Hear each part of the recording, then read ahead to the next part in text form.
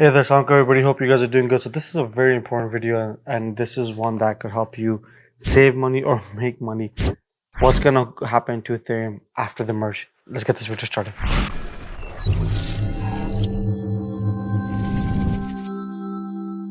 Okay, so ETH merge is about to happen within the next few hours, or I think enough hours for you to kind of make a decision on what's gonna happen. Um, So is it gonna go up? Is it gonna go down? Is the market gonna crash? Is it gonna go up? What's going on? Technically speaking, it's a merge, so newer technology, new cooler things, more demand. So shouldn't it go up? And newer formats, it should go up. Well, let's talk about this. First, let's understand what's happening economically. Economically, CPI index came out, and we saw the crap that it brought. So CPI index came out. CPI came out recently. S&P 500 fell, even crypto fell, almost everything fell, and that's first sign showing that um, in regards to the economics, macroeconomics, we need to be a little bit more careful of where we're heading. Combine that with gas prices, combine that with inflation, and combine that with interest rates. You're looking at a potential of a bigger crash coming when it comes to greater economics. I'm not talking about crypto. I'm just talking about greater economics. But obviously, the greater economics affects crypto specifically, right? As interest rates are going up, people have less, spending money or disposable money that's moving around.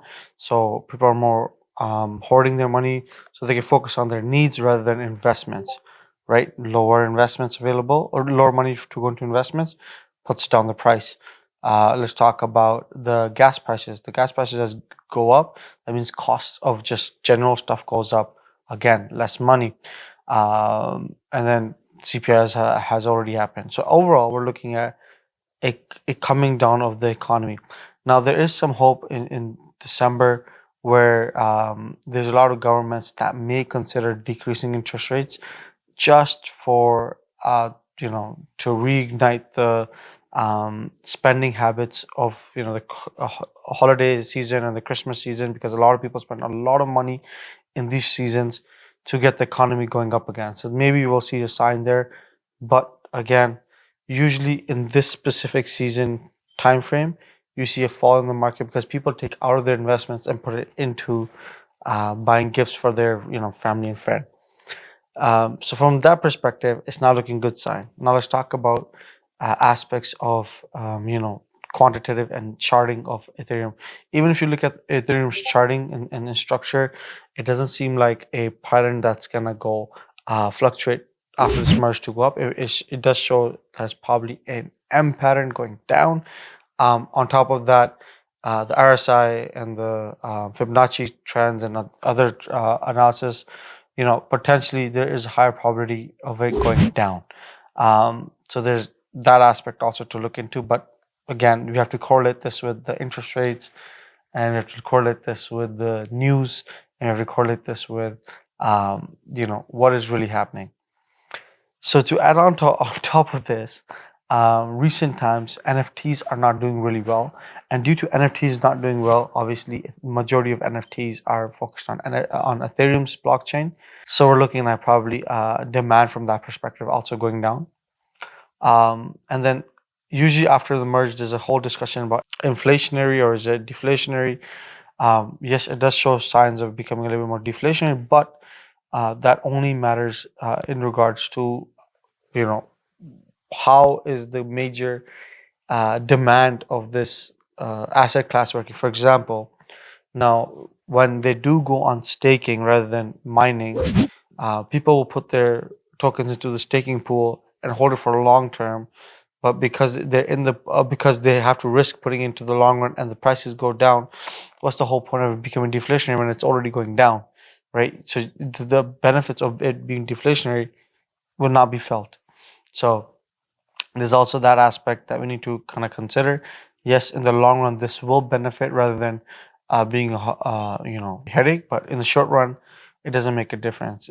Being deflationary or inflationary, from concepts of looking at what are the cause and effect of other aspects to this deflationary trade of this merge 2.0.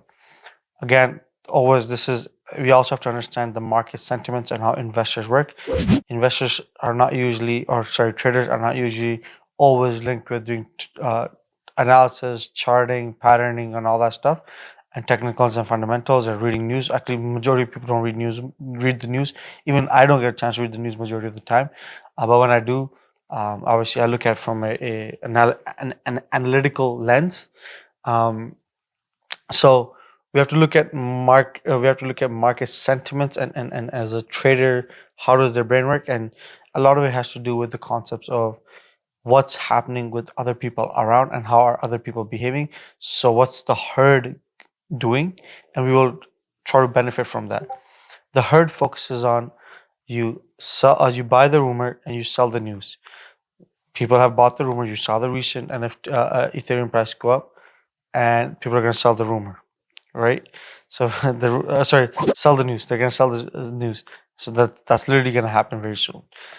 Overall, looking at various angles, I do believe that potentially, not non-financial advice, personally, that it might go down a little bit. Now, you know, goes down to 1500, goes down to 1450. It's still a good buy for me personally. I rather want it to go down so I can buy more. That's my personal opinion. But yeah, just wanted to share this with you guys that according to the charting, according to the news, we're looking at bearish sentiments when it comes to this merge.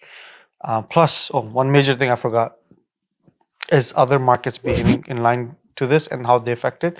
So there's a lot of people who are shorting Ethereum right now, and obviously, when a majority of people are shorting something, they do want it to crash or they believe it will crash. So there is market sentiments in regards to that also, where where there is derivatives being pushed on shorting. In regards to futures and shorting and all this stuff being halal, that I'm going to be covering in another video, inshallah. That's a work in progress. There's an ulama that I've contacted for this, and then inshallah we'll kind of bring a full solution for that. That's a different conversation.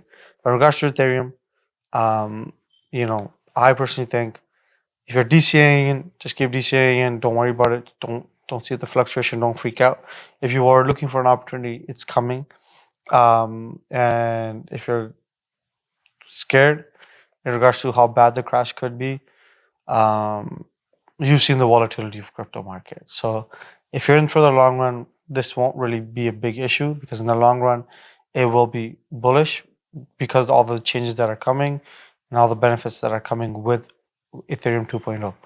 Hope you guys like this video. Let me know let me know in the comments what you guys are doing in regards to this merge. Are you buying? Are you selling? Do you think it's going to be bullish? Do you think it's going to be bear? What are you looking at specifically to make this decision? Let me know in the comments below, inshallah.